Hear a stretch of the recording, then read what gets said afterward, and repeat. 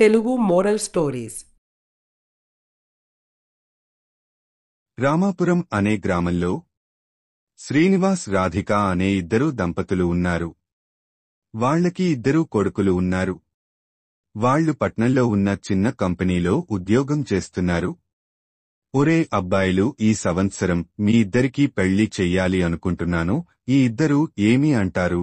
నాకు బాగా చదువుకున్న అమ్మాయి, డబ్బుగళ్ల అమ్మాయి కావాలి నాన్నగారు. అబ్బా, నా కొడుకువి అనిపించవు. సరిగ్గా నా మనసులో ఉన్నదే చెప్పావురా.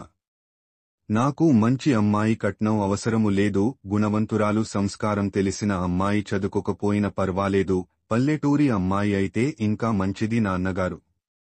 ఏమిటీరా, ఏమీ మాట్లాడుతున్నావు? నీకు అయినా అర్థమవుతుందా? అన్నయ్యని చూసి నేర్చుకో. ముందు జాగ్రత్తతో ఎలా ఆలోచిస్తున్నాడు. రేపు వాడికి ఏదైనా కష్టం వస్తే అమ్మాయి తెచ్చిన కట్నం ఉంటుంది, నీ దగ్గర ఏం ఉంటుంది? చిల్లి గవ్వ తప్ప ఏమీ ఉండదు. మేము చెప్పిన సంబంధం చేసుకో. అమ్మ, నేను నా మనస్సుకి నచ్చిన అమ్మాయిని చేసుకుంటాను. నీ కర్మరా, అనుభవించు. అబ్బా, ఇంకా ఆపుతరా మీరు? రాధిక, వాడిని చిన్నపాటి నుండి చూస్తున్నావు కదా, ఇంక వదిలే. అబ్బా, వీడు ముండి పట్టుదల వల్ల వీధిలో వాళ్లు చూస్తే నవ్వుతారు. మొన్న ఆ భాగ్యంని వెక్కిరించను, నా కొడుకులకి కట్నం ఎక్కువ తీసుకుంటా అని. ఇప్పుడు దానికి తెలిస్తే నవ్విపోతుంది. ఏంటి రాధిక, నోట్లో గొనుగుకుంటున్నావు? చెప్పు, ఒప్పుకుంటవ వద్దా? ఒప్పుకోక ఏం చేస్తాను కానివ్వండి. ఇక ఇద్దరూ కొడుకులు కోరుకున్నట్టే పెళ్లి చేస్తారు శ్రీనివాస్, రాధిక. పెద్ద కోడలి పేరు లోహిత, చిన్న కోడలి పేరు భవ్య. ఏంటి రాధిక ఆలోచిస్తున్నావు? అన్నీ అనుకున్నట్టే బాగా జరిగాయి. కథ ఏం జరిగాయి?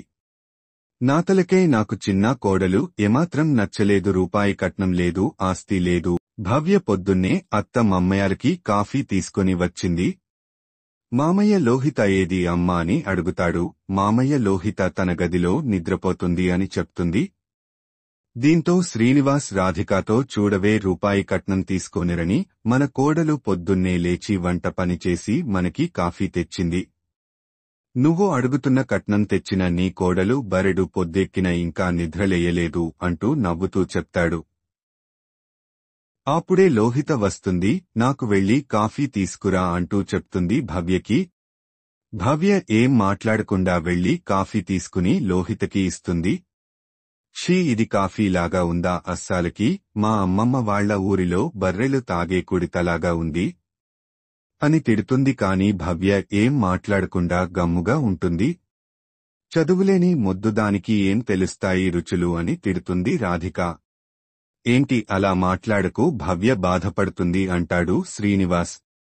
అక్కడితో చిన్న కొడలు లేచి వెళ్లిపోతుంది. భవ్య ఒకరోజు అందరూ భోజనంకి కూర్చుంటారు. భవ్య అందరికీ వడ్డిస్తూ ఉంది. భవ్య భర్త, రా కూర్చో, నువ్వు తిను అంటాడు. అది తింటే ఎవరు వడ్డిస్తారు? తరువాత తింటుందిలే అని అంటుంది రాధిక. అందరూ భోజనం చేయడం అయిపోయాక అన్ని పాత్రలు కడిగేసి భోజనానికి కూర్చుంటుంది భవ్య. ఇంతలో అత్తగారు వచ్చి, ఏమీ ఒకరోజు తినకపోతే చచ్చిపోతవ? మీ ఇంట్లో తిండికి కూడా గేతిలేదు కదా, ఇక్కడ మాత్రం ప్రతిరోజూ తినలా అంటుంది. భవ్య దిగులు మొహం పెట్టుకుని వంట గదిలోకి వెళ్లిపోతుంది. అక్కడ ఉంది అత్తగారు అన్న మాటలు తలుచుకుని ఏడుస్తూ ఉంటుంది. ఇదంతా ఒక్కపక్క నిల్చొని ఉన్న భవ్య భర్త చూస్తాడు. భవ్య, మనం మీ ఇంటి దగ్గరలో ఒక చిన్న ఇళ్లు తీసుకొని అక్కడ ఉందాము అంటాడు. ఎందుకు అంది? ఇలా మాట్లాడుతున్నారు అని అడుగుతుంది భవ్య. అమ్మ నిన్ను అనడం నేను చూశాను. అమ్మ మాటలు నాకి ఎంతో బాధని కలిగించాయి. నువ్వు ఎంత బాధపడుతున్నావు నాకు అర్థం అయ్యింది అంటాడు. వద్దు అండి, మా అమ్మ అయితే నన్ను అనద, అత్తయ్య కూడా మా అమ్మ లాంటిదే అని అంటుంది. భవ్య భర్త, సరే నువ్వు ఇంతలా చెప్తున్నావు కదా, అలాగే అని అంటాడు.